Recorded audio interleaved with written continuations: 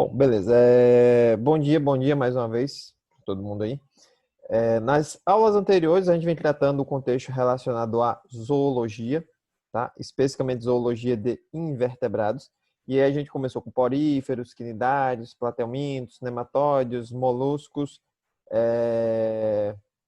E hoje nós vamos trabalhar o filo Annelida, tá? O filo dos anelídeos, para, posteriormente, a gente trabalhar artrópodes e equinodermatas, que são os dois últimos filos de invertebrados, para a gente entrar no filo Chordata, né, que é o que compõe o grupo dos chordados, aonde estão incluídos os vertebrados, certo? Então, hoje nós vamos trabalhar o filo Annelida, ou os anelídeos em si.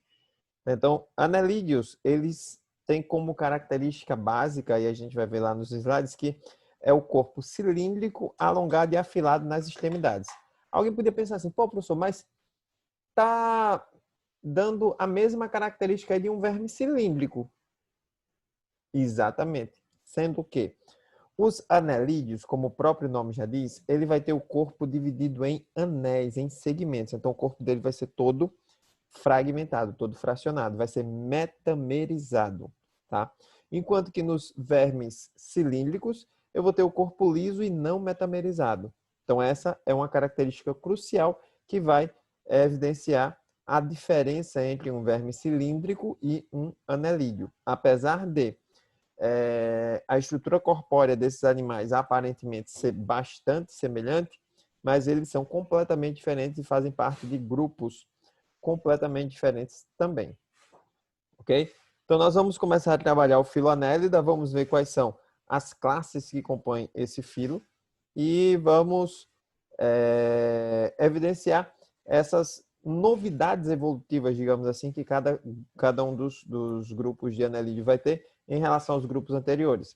Não sei se vocês conseguem observar, mas o que a gente vem trabalhando, na realidade, além, logicamente, de ser a zoologia, mas a gente vem trabalhando uma sequência de organismos dentro da evolução. E aí a gente viu porífero, que sequer tem tecidos, quinidários são diblásticos, platelmintos são triblásticos, porém são acelomados, nematóides são triblásticos pseudocelomados, no caso dos moluscos já são triblásticos celomados e daí em diante todo mundo vai ser triblástico celomado, mas vai apresentar alguma nova característica que possibilitou ou favoreceu esses indivíduos, tá? A sua sobrevivência, bem como a sua irradiação no ambiente terrestre, tá? Então, apesar da gente trabalhar a parte de anatomia e fisiologia dentro do contexto dos animais, dentro da zoologia, inevitavelmente a gente também está trabalhando evolução, visto que a gente está mostrando quais foram as características que surgiram, por que surgiram e qual a vantagem que essa característica trouxe para o indivíduo no que diz respeito ao quesito sobrevivência. Ok? Então vamos começar aqui nossa transmissão de tela.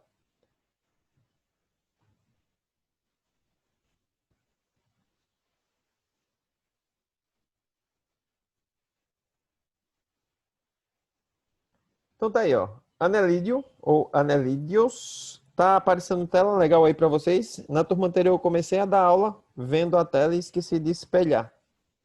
A tela tá legal aí para vocês? Sim. Ok, obrigado, Flor. Então, ó, do latim anelos, tá? Que significa anel, então é o corpo dividido em anéis ou segmentos, também chamados de metâmeros, tá? São aquáticos e terrestres de ambiente úmido. O fato deles estarem em ambiente úmido tem uma explicação fisiológica. Esses indivíduos ainda realizam difusão cutânea, ou seja, eles realizam trocas gasosas por meio da pele. E aí, se a pele ela está ressecada, eventualmente essa troca por difusão ela acaba sendo de alguma forma prejudicada, de modo que o ambiente úmido favorece essas trocas gasosas, tá?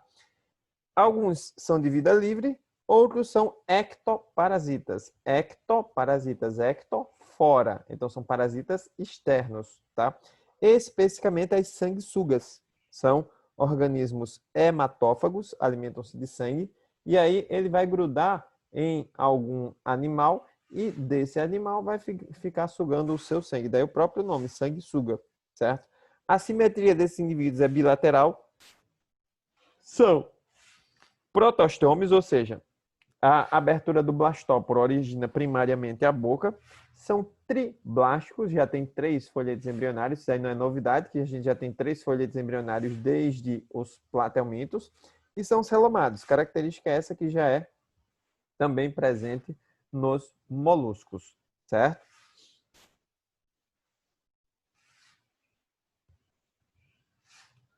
Samiri está entrando. Aí fica ruim porque fica aparecendo esse... Stop share. Pronto, então...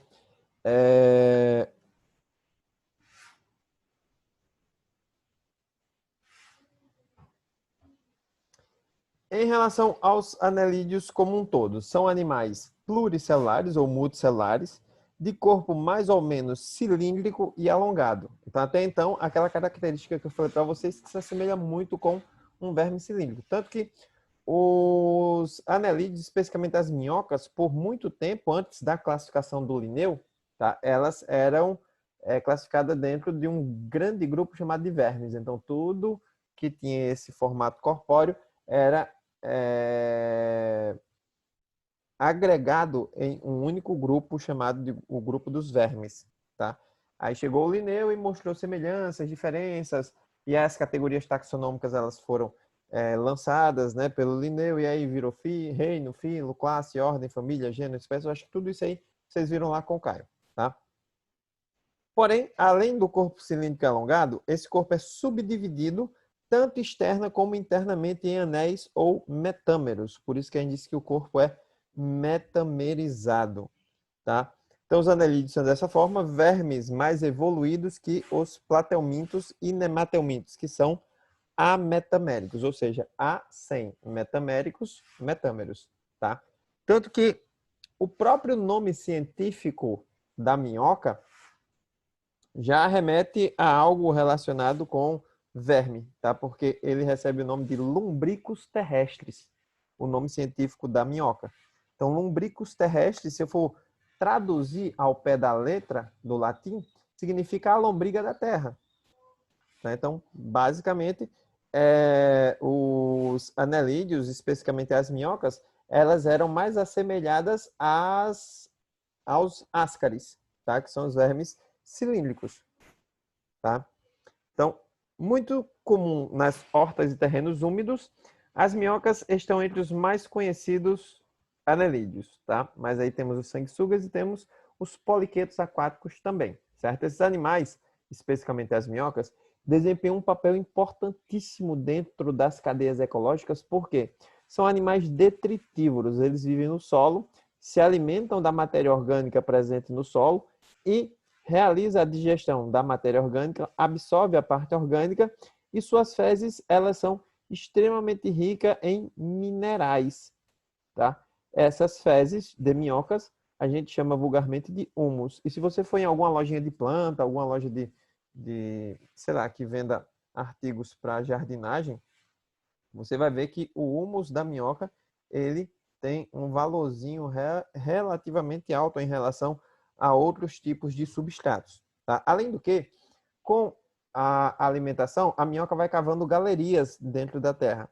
Essas galerias ajudam a fazer a aeração do solo, que é importantíssimo para as raízes dos vegetais, e também deixa o solo mais permeável, deixa o solo esponjoso.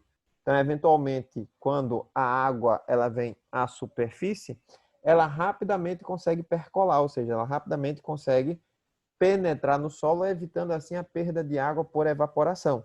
Então, as minhocas são muito importantes aí no que diz respeito, tá, a esse contexto ecológico. Então, características fisiológicas, o sistema digestório é completo, tá? Para ser completo, não precisa ter a moela, papo, tiflossole, que é uma pregazinha que eles vão ter, ou glândulas digestórias, seja lá o que for. Para ser completo, um sistema digestório só precisa ter duas coisas: boca e ânus, justamente a cavidade de entrada e de saída, só, tá? Então ele é completo, mas além de ser completo, ter boca e ânus, ele vai ter o papo, que é uma estrutura que vai atuar no amolecimento do alimento, a moela, que vai atuar na trituração do alimento, e a tiflossole, São pregas que aumentam a superfície interna e, consequentemente, aumentam a área de contato com o alimento que está sendo digerido e, por consequência também, se eu tenho um aumento da área de contato, eu tenho o aumento da área absortiva, então eu tenho aí uma maior eficiência na absorção dos nutrientes. O sistema circulatório é fechado com 5 corações, tá? Não são corações tetracávicos, aquela coisa complexa, não, tá? Os corações desses animais aqui são dilatações venosas circundadas de musculatura, tá? E aí, essas musculaturas, quando se contraem, fazem com que o sangue que está no interior do vaso, ele seja expulso, gerando assim um fluxo, tá? Então, não são corações extremamente complexos no seu funcionamento, viu, gente? São 5 corações porque são dilatações venosas circundadas de musculatura, com capacidade de contratilidade. Daí, vai exercer a função que todo coração exerce, que é gerar o fluxo sanguíneo, tá? A Samiri está com problema na internet. E aí eu tenho que fazer o stop share e tenho que fazer o screen share de novo. Para tirar aquele negócio. Fica aquela quadradinha aqui em cima. Enfim, sistema excretor, ele é realizado por metanefrídeos, tá? Os metanefrídeos são rins intermediários, digamos assim. Então, são estruturas um pouco mais complexas que os protonefrídeos, que a gente já viu anteriormente, mas que não são tão avançados como um rim. Mas a gente já está vendo meio que uma sequência evolutiva que vai findar com a estrutura renal, a estrutura dos rins, que é a estrutura mais eficiente para excreção em todo o reino animal, tá? Sistema nervoso, ele é ganglionar e ventral. Eu tenho vários gânglios nervosos e eu tenho um cordão nervoso ventral que passa no corpo do animal, que vai fazer a interligação entre esses gânglios. Logicamente, eu tenho um gânglio mais bem desenvolvido na região da cabeça, que é chamado de gânglio cerebroide, e vários gânglios que são espalhados pelo corpo. Até então, a gente viu que o sistema nervoso aparece nos quinidários, certo? Águida também.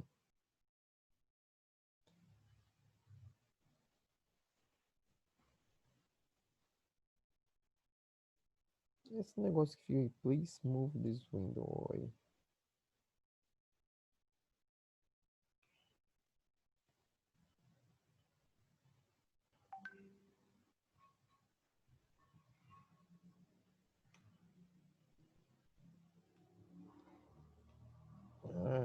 É ruim porque fica aquele negócio.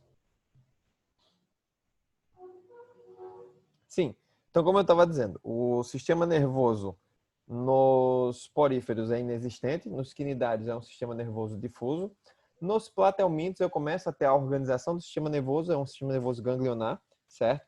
Nos moluscos, nos platelmintos, nos nematóides também é ganglionar, nos moluscos é ganglionar, mas já com gânglios cerebroides, ou seja, eu já tenho uma espécie de centralização de comando, principalmente nos cefalópodes, que a gente tem um desenvolvimento de massa cefálica bem interessante em relação aos demais.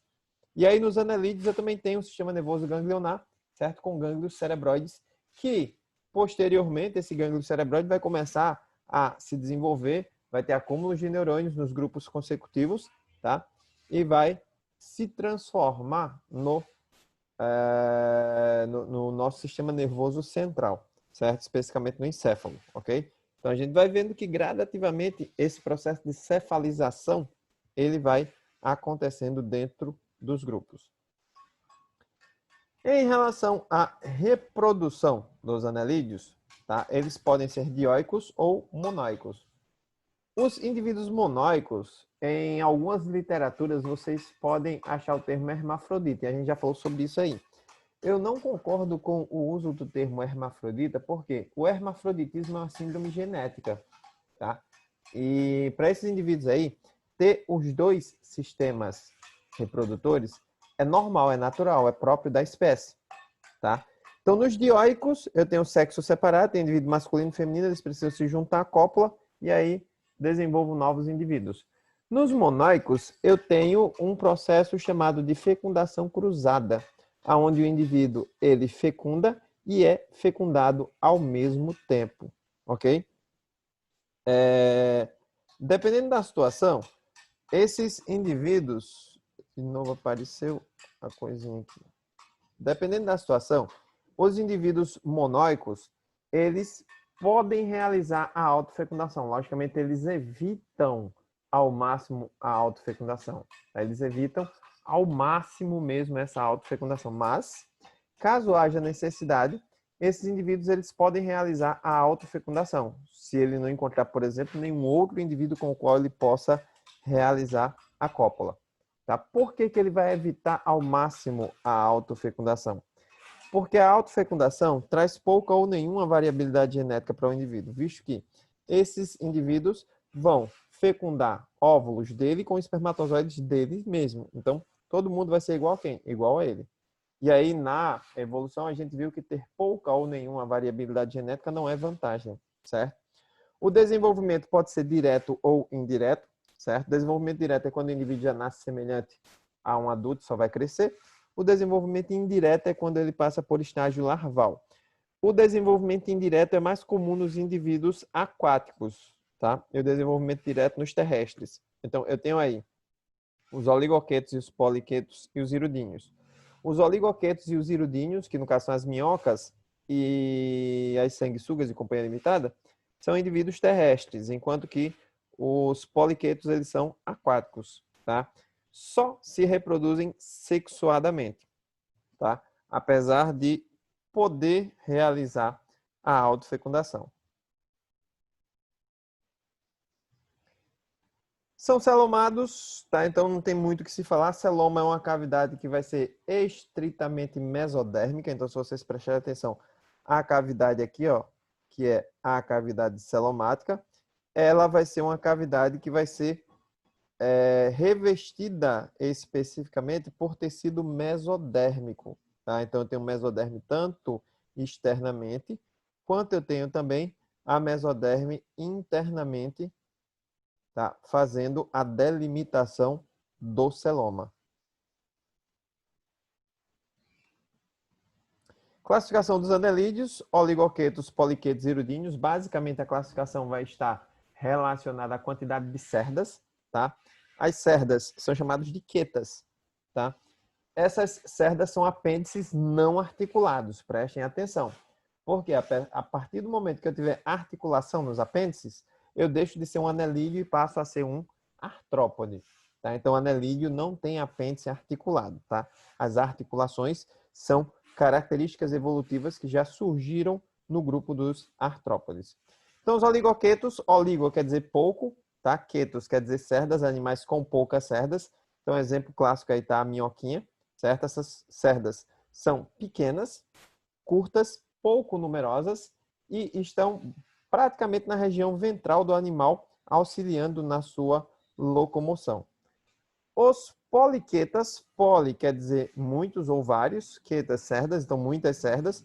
Então aqui eu tenho o que nós chamamos de cerdas e parapódios, tá? Isso aqui é uma nereis, é um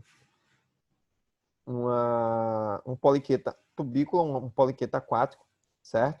E aí a gente consegue evidenciar as cerdas em grande quantidade e em um tamanho relativamente maior que pode ser facilmente visualizável.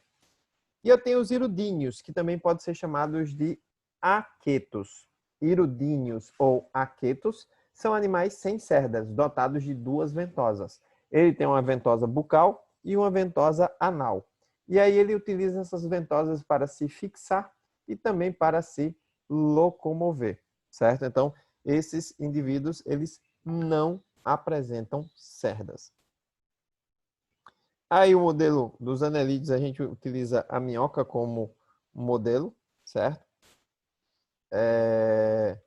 As minhocas têm como o nome científico, como eu havia dito anteriormente, lumbricos terrestres, tá? Então, lumbricos terrestres, se a gente for traduzir ao pé da letra, certo? Significa a lombriga da terra, tá? Então, fazendo uma ligeira interligação ao fato desses animais terem o corpo bem assemelhado ao corpo de vermes cilíndricos, tá?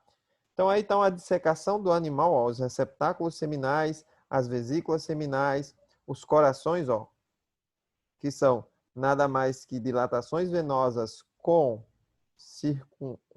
circundada com musculatura, certo? A faringe, o papo, a moela e o intestino com a tiflossóide, que é a glândula, as pregas, certo? Então tá aqui, ó. Aqui dá para entender melhor, porque lá é uma dissecação, aqui é um desenho, eu tenho a boca, a faringe, esôfago, papo. Para que serve o papo? O alimento ele vai ficar um período de tempo aqui no papo, ele vai ser umedecido, tá? E quando umedecido, o alimento vai amolecer. Vai passar para a moela, que é circundado por musculatura. A contração da moela vai fazer o esmagamento do alimento, é como se fosse a trituração. E aí o alimento passa para o intestino, onde recebe as enzimas digestórias e ocorre o processo de absorção de nutrientes. Ao fim do processo, tá, os resíduos alimentares vão sair pelo ânus. Como ele absorveu a parte orgânica que foi ingerida junto com o solo, o que vai sair pelo ânus do animal é riquíssimo em elementos químicos inorgânicos, tá? E isso recebe o nome de humus de minhoca. Aí está um corte interno mostrando as estruturas do celoma, que são as cavidades, certo? E aí eu tenho os nefridióporos, aqui, ó, esses poros que desembocam a partir dos nefrídeos. Os nefrídeos que são do tipo metanefrídeos, tá? Tem ligação direta com o sistema circulatório, faz a filtração sanguínea e vai encaminhar para fora do corpo do animal os resíduos nitrogenados, certo? Lembrando, ó, que em todos os anéis eu vou ter praticamente a mesma estrutura. Por isso que a gente chama de metameria, ou seja, eu tenho aí a repetição de partes, ou seja, basicamente eu vou ter as mesmas estruturas em cada um desses segmentos, ok? Sistema circulatório é fechado. Então, a gente viu até então que nos moluscos o sistema circulatório ele é aberto ou lacunar, exceto nos moluscos cefalópodes, que a gente viu também, tá? Olha os corações, tá? Eu tenho os 5 corações, e esses 5 corações são nada mais, nada menos que dilatações venosas circundadas por musculatura, tá? E aí eu tenho o vaso dorsal, eu tenho o vaso ventral, certo? E os capilares que vão irrigar todo o corpo desse indivíduo. E aí, como eu tenho o sistema circulatório completamente fechado, eu tenho uma maior eficiência na circulação sanguínea e, consequentemente, na distribuição de nutrientes e gases, bem como na retirada de resíduos nitrogenados, no caso as excretas, e também os gases provenientes da ação do metabolismo celular, no caso o gás carbônico. Aí está mostrando a interligação entre os capilares das artérias e das veias, certo? Então, as artérias ramificam-se em arteriolas, que são estruturas mais finas, que vão formar pequenos capilares que vão ligar-se aos capilares das veias. E aí, esses capilares, eles ligam-se formando as vênulas, que são veias mais fininhas, digamos assim, e essas vênulas se juntam para formar as veias, e aí o sangue, ele continua fluindo dentro de vasos sem extravasar para hemocelas, que são cavidades, né? Como a gente viu que acontecia lá nos moluscos, tá? A respiração, como eu disse a vocês logo no início, é uma respiração cutânea, troca cutânea, por isso que esses indivíduos eles precisam de um ambiente úmido, visto que as trocas gasosas se dão por meio de difusão cutânea, certo? Então, respiração nos anelídeos é uma respiração do tipo cutânea, certo? A respiração por meio da pele. Sistema nervoso, tá? Eu tenho um cordão nervoso ventral, não sei se vocês conseguem enxergar aqui, ó, tem até umas setinhas, uns alfinetes rosa aqui, mostrando, ó, todo um cordão nervoso passando na região ventral do indivíduo. Aqui na dissecação não dá para ver muito legal, não. Talvez quem estiver em computador veja melhor, tá? Quem tiver em dispositivo móvel talvez não veja tão bem, mas no esqueminha aqui dá para ver. Sim, o clitelo Poxa, cadê o esquema que mostra? Tinha um esquema que mostrava o sistema nervoso, mas enfim, eu acho que está mais para frente. O clitelo das minhocas, que é a estrutura relacionada à sua reprodução, certo? Então, o clitelo, tá, vai ser a estrutura que vai receber os gametas e vai formar o casulo no interior do qual os óvulos serão depositados e lançados para fora do corpo do animal, tá? Esses óvulos já fecundados logicamente. Então, aqui está um casulo de minhoca, certo? E cada casulo desse pode conter várias minhoquinhas no seu interior, ou uma única, mas vai depender muito da espécie. Tá? E olha como acontece o processo de fecundação cruzada. Ó. Aqui o indivíduo ele tem o testículo e o ovário. Tá? Aqui está o clitelo. Aqui também, ó, eu tenho testículo e ovário, e aqui tem o clitelo. O que vai acontecer? Esse indivíduo aqui, ele vai passar espermatozoide para esse indivíduo aqui, e esse indivíduo aqui vai passar espermatozoide para esse indivíduo aqui, tá? Depois que isso acontece, ambos vão liberar os óvulos, tá? Formando um casulo a partir do clitelo, e esses óvulos eles vão se encontrar com os espermatozoides que ficam guardados aqui em uma estrutura chamada de receptáculo seminal. E aí esse receptáculo vai eliminar os espermatozoides que foi obtido do outro parceiro, certo?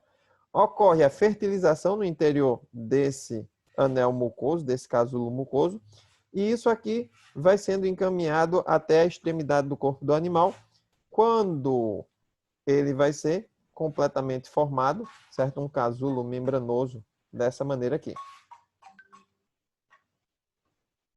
Então tá aí, ó, duas minhoquinhas.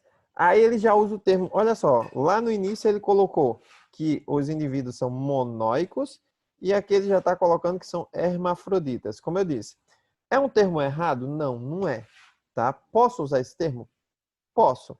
Mas eu não concordo com o uso desse termo e até porque atualmente é muito mais comum utilizar o termo monóico, visto que o hermafroditismo é uma síndrome genética em que indivíduos que são ou só do gênero masculino ou só do gênero feminino, nascem com os dois sistemas reprodutores, porém ambos atrofiados.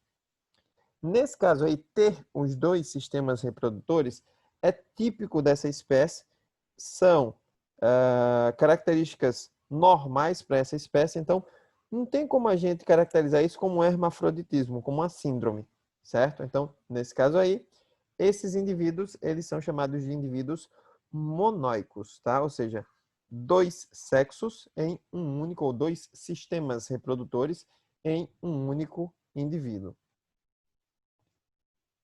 Pronto, era isso aqui que eu estava querendo. Se chama nervoso, ó. Ele vai ter aqui um gânglio cerebral, vocês podem achar o termo gânglio cerebróide também, certo? E aí eu vou ter um cordão nervoso ventral ligado a vários pequenos gânglios ao longo do corpo, certo? Aí tem a boca, daí eu tenho a faringe, tá? Eu tenho o papo e a moela, e a partir daí passa para o intestino, onde ocorre o processo de digestão química, bem como a absorção dos nutrientes. Aqui eu tenho, ó, 1, 2, 3, 4, 5 corações, certo? Que são corações transversais. Esses corações, volto a dizer, são dilatações venosas circundadas de musculatura, e a contração da musculatura vai gerar o fluxo sanguíneo nesses indivíduos aí, certo? Então, aqui tá aqui tá os metâmeros, tá? Ou os anéis, que são facilmente visualizáveis, e aqui está o clitelo, que é justamente a estrutura reprodutora desse indivíduo, que vai produzir o casulo e que vai estar responsável aí pela reprodução, ok? Então, basicamente o que a gente teria sobre os anelídeos é isso aí, tá? Fiquem de olho na plataforma AVA, que nós vamos lançar algumas atividades lá relacionadas aos conteúdos que nós trabalhamos até agora. Também lá no grupo eu vou informar a vocês, porque eu estou com a versão do livro só digital aqui. Mas aí eu vou... Porque para abrir dá trabalho aqui, que é um arquivo muito grande, é um PDF grande, é um PDF online, então demora um pouquinho a abrir. E aí eu vou informar vocês quais são as páginas dos exercícios, tá? Qual vai ser o prazo para entrega desses exercícios e qual a forma de entrega desses exercícios, ok? E aí tudo a gente vai informando e trocando as ideias e fazendo da melhor maneira possível em relação a datas e prazos lá pelo grupo, ok? Então, em relação a anelídeos, alguém tem alguma dúvida? Dúvidas, duvidinhas? E aí, dúvidas? Tudo certo? Tudo tranquilo? Beleza, então. Então, por hoje nós vamos ficando por aqui, certo? E aí, na próxima semana, a gente já vai começar um novo grupo de invertebrados, um novo filo de invertebrados, certo? Os dois últimos que estão faltando, artrópodes. Talvez artrópodes a gente passe umas 2 semanas em artrópodes, não sei se vocês lembram que é um conteúdo extenso pra caramba. E depois os equinodermata ou equinodermos, tá? Que são aquele elo de transição entre os indivíduos invertebrados e vertebrados. A equinodermos é um pouquinho mais prático, digamos assim, e em uma aula dá para a gente finalizar, ok? Então, por hoje nós vamos ficando por aqui, certo? E aí, na próxima sexta-feira estaremos juntos novamente, beleza? Beijos, bom final de semana a todos. Valeu!